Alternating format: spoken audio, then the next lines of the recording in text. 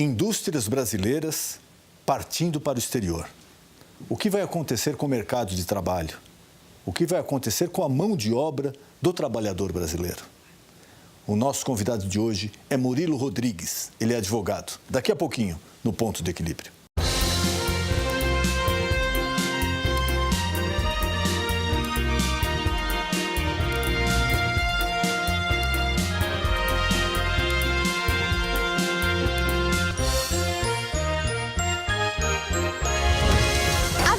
Brasileiras estão descobrindo que o Paraguai é uma espécie de nova China. O país está oferecendo tanta vantagem que sai mais barato fabricar lá do que importar da Ásia, ou até mesmo do que produzir aqui no Brasil. Os empreendedores aproveitam a proximidade e os incentivos fiscais para abrir operações no país vizinho. Você sabia que as empresas brasileiras estão estabelecendo no Paraguai? Não. Não sabia. Não. Já tem algum tempo, né, que ocorre isso. Não. E você sabe qual que é o motivo? Deve ser mão de obra mais barata. Também não. Não. Carga de imposto, em geral, salários, facilidade de matéria-prima, em alguns casos, né? Eu creio que pelos impostos, né, do Brasil, que é muito alto. Então, eu acho que o pessoal acaba procurando outros países, né, para se instalar. E você acha que isso pode aumentar o desemprego aqui no Brasil? Com certeza. Bom, em alguma medida sempre contribui, mas não acho que é decisivo para as taxas. Eu acho que afeta um pouco, né? Porque importa e daqui que é embalado, às vezes, e que é distribuído, e acho que do Paraguai, não sei se a mão de obra é mais barata, não sei, eu acho que gera mais desemprego, sim. Com certeza. Não, porque aqui no Brasil o que falta é mão de obra capacitada, entendeu? O pessoal, não, assim, o governo ele não está investindo muito na educação, porque se tivesse, não estaria acontecendo isso, entendeu? E você acha que reduzindo os impostos e reformando a lei trabalhista pode ter mais empregos aqui no Brasil? Acho que a carga tributária é excessiva pelo retorno que você tem. Então, o retorno, infelizmente, é muito exíguo, de modo que eu acho que principalmente a carga tributária. Com relação a salários, o Brasil paga mal e onera o empregador, ele consegue essa proeza, ele paga mal e onera o empregador, né? Com certeza. Porque a quantidade de imposto que a gente paga da matéria que a gente compra no supermercado ou nas lojas, a gente paga quase a metade de imposto. Se isso daí diminuir, vai gerar mais emprego para cá, porque daí as indústrias aqui vão conseguir competir, ou com a China, ou com o Paraguai, ou com outros locais que a gente compra importado. Se tivesse aqui com custo menor de imposto, acho que sim. Mas a gente tem que tomar cuidado para não sair do CLT. A gente tem que, é um direito do trabalhador, continuar com a CLT. É isso que a gente precisa ter medo. Com certeza, pode sim. Vamos ajudar, né? Porque tá feio o negócio. Se o governo der chance aos adolescentes para se capacitar para a mão de obra de emprego, sim. Murilo Onesti é advogado atuante principalmente nas áreas relativas a contratos, direito societário e do consumidor e também negociações. É membro de comissões da Seccional Paulista da OAB, como Direito Empresarial, Direito Desportivo, Direito e Prerrogativas e Direito e Negócios Internacionais. Muito boa noite, meu amigo, minha amiga. O nosso encontro de final de noite, programa Ponto de Equilíbrio.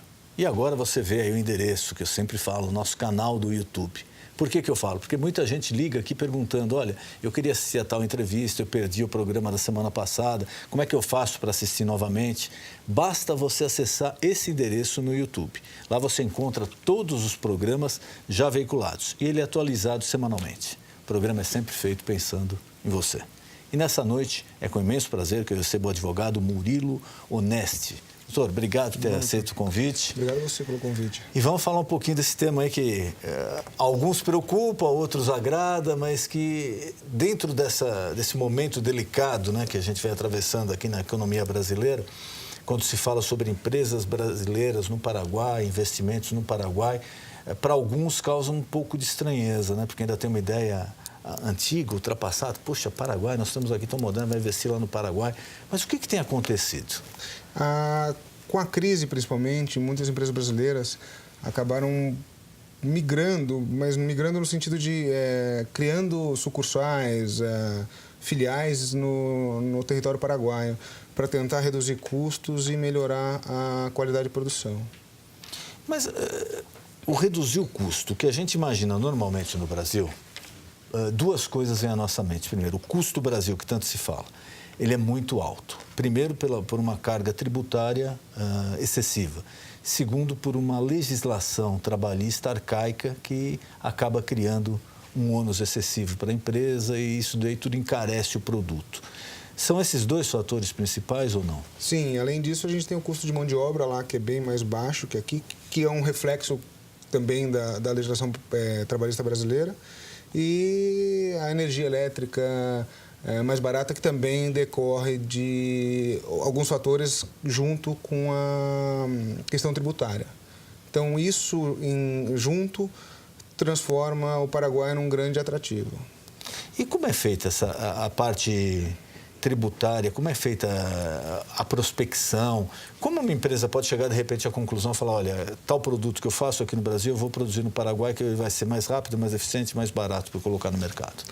No Paraguai você tem uma série de vantagens. Primeiro começa com a gente pode dividir o assunto Paraguai em três cenários. O primeiro, o Paraguai por si só, que ele tem uma legislação trabalhista e uma legislação tributária muito simples, muito mais simples que a brasileira, como a gente estava conversando agora há pouco. A legislação tributária por si só, sem contar os incentivos que são oferecidos pelo Paraguai, ela é basicamente composta por três fatores. É o imposto de renda, pessoa física, que é 10%, o imposto de renda pessoa jurídica, que é 10% também, e o imposto chamado IVA, que é o Imposto por Valor Agregado, que é uma mistura de ICMS com alguns outros tributos que a gente tem aqui no Brasil, que também é 10%.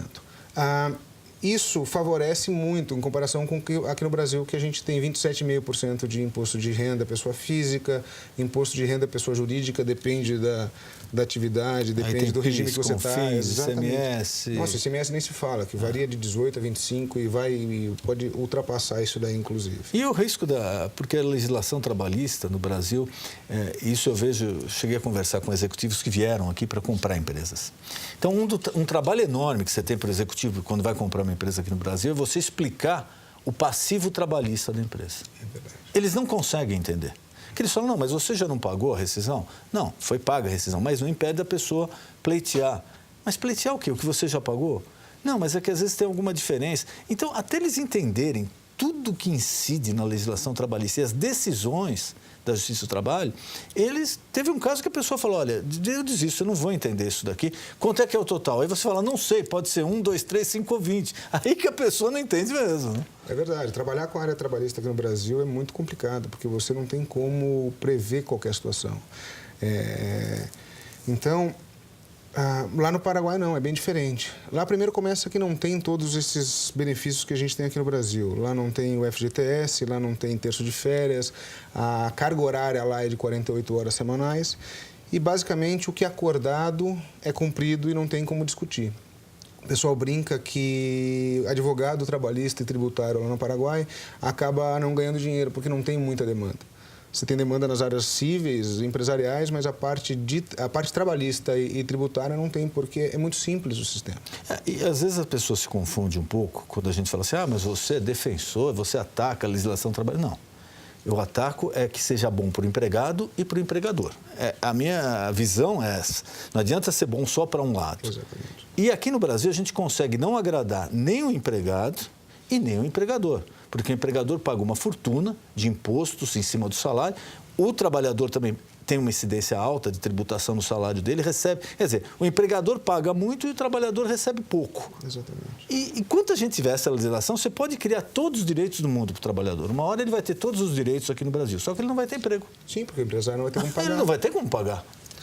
Lá no Pará, um comparativo que a gente tem é o seguinte, aqui no Brasil, mais ou menos uma folha de pagamento, ela custa mais ou menos para o empresário, acho que 130%. Exato, mais de 120. Lá no Paraguai, esse mesmo cálculo chega a 36%. A diferença é muito grande. Nos Estados Unidos, 20 e poucos %. Então, é muito grande. Isso demonstra que a gente está muito atrás de qualquer desenvolvimento, porque não tem como. Só de encargos sociais a gente paga muito e não tem benefício nenhum. O pior de tudo é que não tem retorno. Exato. Esse imposto não é que, olha, de repente com esse imposto o trabalhador tem uma escola boa, pública para o seu filho? Não tem. Tem um atendimento público de saúde bom? Não tem. Exatamente. Tem segurança? Não tem. Quer dizer, é caro, é pesado para os dois lados e não funciona. E a gente fica triste porque, como brasileiro, né, você vê... E eu recentemente também conversava com um empresário colombiano que muitas empresas brasileiras também estão indo para a Colômbia. Tem que fugir daqui, porque aqui não tem como você concorrer com o teu produto se você está concorrendo com uma empresa chinesa, que é 1/10 do que você paga aqui para produzir. Como é que o teu produto aqui, com uma energia, custa 70%, mais de 70% mais cara que no vizinho Paraguai, vai concorrer com uma empresa que está produzindo lá? Que vem de Itaipu. Exatamente, que é a mesma... usina que nós fizemos junto com o Paraguai. Exatamente, né? É binacional. Então, é muito difícil a gente explicar como isso acontece aqui no Brasil, porque a questão da legislação trabalhista, a questão da legislação tributária, a questão da justiça também é um atravanco, porque a gente que mexe com direito, um processo durar 10 anos, mesmo seja trabalhista ou civil, qualquer questão, isso também complica demais. A burocracia brasileira é muito grande. Então, enquanto isso não resolver, o empresário brasileiro vai ter que procurar alternativas de botar seu produto de forma competitiva no mercado, senão não funciona. Um tempo atrás, houve também uma migração enorme lá de fazendeiros brasileiros para o lado do Paraguai. Sim. Produtores rurais. Soja. Soja. Também foi o mesmo motivo? Também, mas lá o que acontece? Lá tem a questão agrária, lá tem um outro fator. O terreno é muito plano. Então, o gado lá, por exemplo, ele faz muito menos esforço do que aqui no Brasil, que tem muita... exatamente. Então, a carne acaba se tornando mais macia. O clima também ajuda. A soja é a mesma coisa. Lá tem essa questão e tem a questão também climática e de planície, de relevo, geográfica também. Né? Existe um certo preconceito, principalmente quando se fala de Paraguai, né? Mas até uma geração atrás, tudo que era falsificado, o pessoal falava, veio lá do Paraguai, o que não era bom veio do Paraguai. Que é lógico que não tem mais nada a ver isso daí, mas... O que aconteceu com o Paraguai? O que aconteceu para se tornar atrativo? E muitas pessoas falam até de investimentos, segurança dos investimentos no Paraguai. Sim, eu costumo brincar que essa fama foi o próprio brasileiro que cavou, né? O próprio brasileiro que deu. Porque você não via o Paraguai vindo no Brasil vender muamba. Era o brasileiro exatamente. Fora que lá no Paraguai, naquela época, não tinha indústria. Então, e o carro roubado brasileiro era roubado por brasileiro aqui, que era levado para o Paraguai. Não era o paraguaio que vinha aqui e roubava o carro. Exatamente. A gente teve agora, há pouco tempo, uma briga de traficantes lá numa divisa perto do Mato Grosso, se não me engano, que o traficante era brasileiro e o grupo que foi lá matar também era brasileiro, só que aconteceu tudo no Paraguai. Então, acaba divulgando como se fosse Paraguai a má notícia, mas, na verdade, o brasileiro que vai bagunçar lá. Mas, voltando à questão, essa questão do como começou isso daí é uma lei... O Paraguai já tenta se industrializar há muito tempo. O Paraguai é um país 95% agrário que hoje está tentando industrializar. Veio em 97 com uma lei chamada Maquila, que é uma lei muito parecida com a lei mexicana, que foi o que o México produzia para os Estados Unidos com um imposto barato, com destino de exportação. Exato. E essa lei foi regulada em 2000 e começou o movimento em 2005, mais ou menos, 2003, 2005. De 2003 a 2005, não teve muita divulgação dessa lei. De 2003 até 2013, desculpa, não teve muita divulgação dessa lei. Daí, quando o Lugo saiu, entrou o Cartes, com a visão de empresário, ele começou a pegar essas leis de incentivo e começou a incentivar ainda mais com divulgação, com atrativos ainda maiores em relação a isso daí. E girou o que girou. Hoje em dia, tanto é que de 2003, 2005 até 2013... a quantidade de empresas que migraram para o Paraguai com base nessas leis de incentivo praticamente são metade do que aconteceu nos últimos 3 anos, quando o Lugo assumiu. O Cartes assumiu. E só empresas brasileiras ou tem também empresas de outros países indo para lá? Não, tem empresas coreanas, tem empresas americanas. Até coreanas? Tem, porque... O que eles fazem? Eles usam o Paraguai para beneficiar o produto e mandar aqui para o Brasil. Para o Mercosul, exatamente, utilizando a legislação do Mercosul. Porque com a lei de Maquila, com esses benefícios que são oferecidos pelo Paraguai, por exemplo, a lei de Maquila. A lei de Maquila, você importa a matéria-prima com 0% de imposto, faz toda a produção no Paraguai e exporta aquele produto com 1% sobre o valor agregado. Você paga o imposto de 1% sobre o que você agregou de valor naquela matéria-prima. Certo. Então, se você importou a borracha e fez o pneu, vamos supor. Exatamente. Você só vai pagar esse 1% de imposto sobre os custos de fabricação do pneu. Da borracha, não. Da borracha é isento. Exatamente. Isso é o único imposto que incide na operação toda. Tirando, claro, as questões trabalhistas, que não é questão tributária. Lá no Paraguai, claro, que quando ele entra no Brasil, ele vai pagar os impostos aqui do Brasil normais. Sim, mas aí já não é uma ingerência do Paraguai, é uma Sim. tributação brasileira. Daí você alia isso daí com os baixos custos de mão de obra, com o baixo custo de energia elétrica, com o baixo custo de locação de imóveis e coisas assim, você consegue ter um produto bastante atrativo. Se o teu produto conseguir obter o certificado de origem do Mercosul, ele ainda entra aqui no Brasil com isenção dos impostos, com as tarifas aduaneiras. Então, você não vai pagar nem imposto de importação, não vai pagar as tarifas alfandegárias, nada em relação a isso. Então, eu creio que o Paraguai tem experimentado um crescimento razoável nesse período. Sim, sim. É o país que mais cresceu na América do Sul nos últimos anos. Até da parte de PIB, acho que da parte de estrutura também, né? Sim, sim. Eles estão com uma expectativa anual de crescimento de 100 mil casas por ano, 100 mil habitações por ano. A taxa de crescimento lá baixou um pouco esse último ano por causa da crise do Brasil, da Argentina, obviamente, que ele é um pouco dependente ainda em relação a isso. Mas, se a gente comparar na época do auge da crise, enquanto o Brasil estava crescendo 2%, o Paraguai estava crescendo 5%. A disparidade é muito grande. E a parte de logística, de infraestrutura, de estradas, ferrovias, isso como é que ainda fica? é um pouco precário. É uma coisa mais arcaica. Isso é uma das desvantagens do Paraguai. Mas há pouco tempo foi criada uma lei de aliança público-privada para incentivar a iniciativa privada a produzir no regime a nossa PPP, né? A infraestrutura em aeroportos, estradas, portos, todas essas necessidades que o Paraguai precisa hoje em relação de logística e infraestrutura mesmo. Até transmissão de energia elétrica, às vezes, em alguns lugares, ainda é muito precária. Então, ainda falta muita coisa, mas o caminho está mostrando que tem futuro. Alguns falam que o Paraguai vai ser a China da América Latina. Eu ouvi falar isso daí também. Eles falam muito isso porque, se for comparar com a China, o custo, às vezes, se você somar logística, imposto de importação, custo de mão de obra, o produto produzido no Paraguai, ele é relativamente competitivo com o produto produzido na China. Só com uma grande vantagem, 1h30 de Assunção de avião. Está aqui do lado. Está aqui do lado. O que se nota muito é isso, né? No Brasil, às vezes as pessoas reclamam do preço das coisas, mas a composição do preço do Brasil é que é muito complicada, né? Exatamente. Estava vendo uma reportagem ontem que as empresas estão saindo do Brasil porque não estão conseguindo exportar.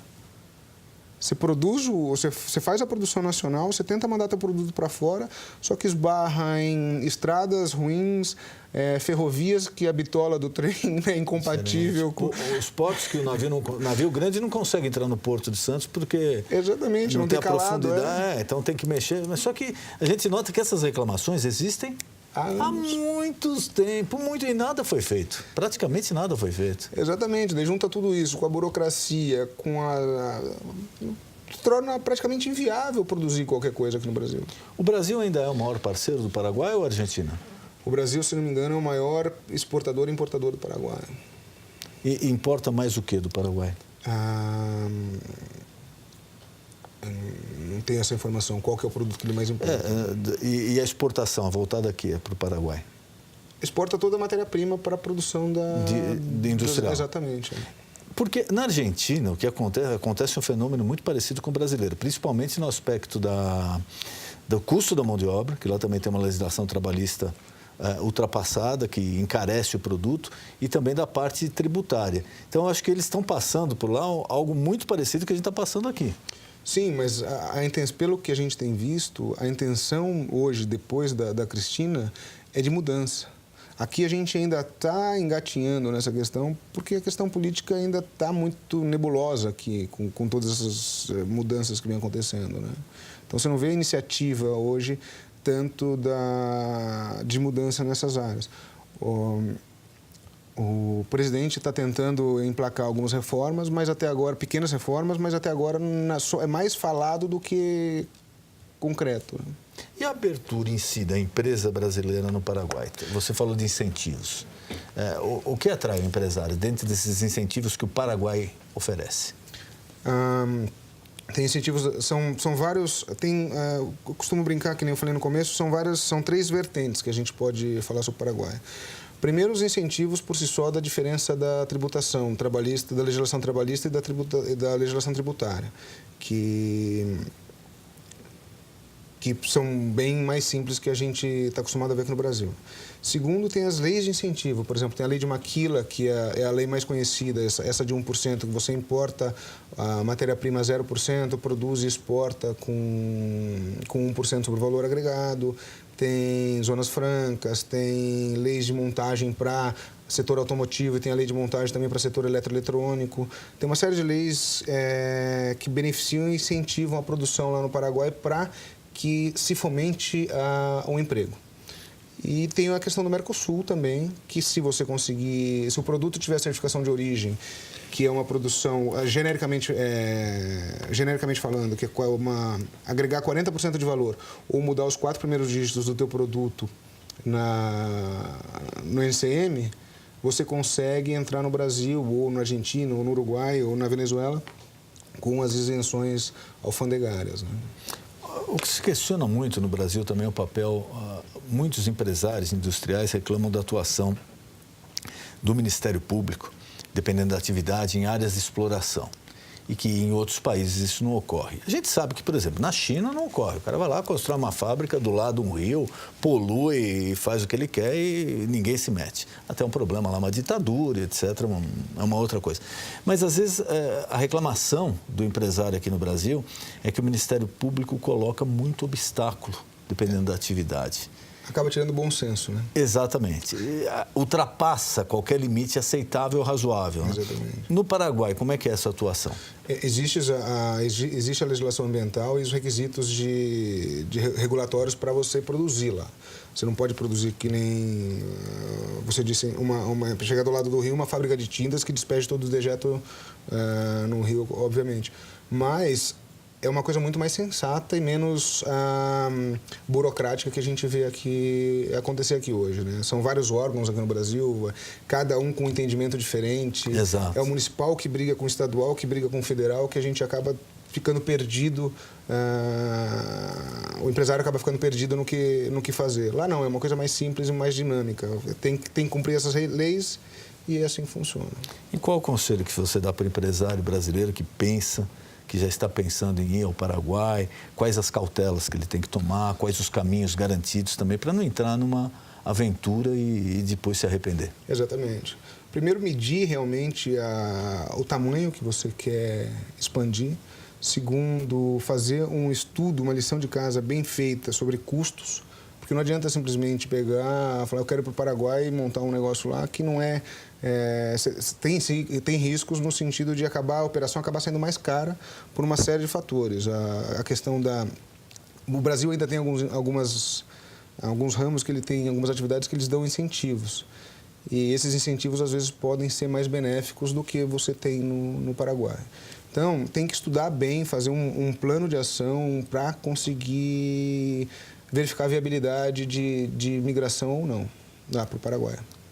Da parte do governo brasileiro não existe nenhuma restrição, mesmo se você fizer uma filial ou você fizer uma empresa coligada, não existe nenhuma restrição? Normalmente a gente recomenda montar uma nova empresa com um quadro societário talvez parecido por questão de transferência de valores e tributação brasileira aqui do imposto de renda sobre os lucros, né? Imposto sobre os lucros.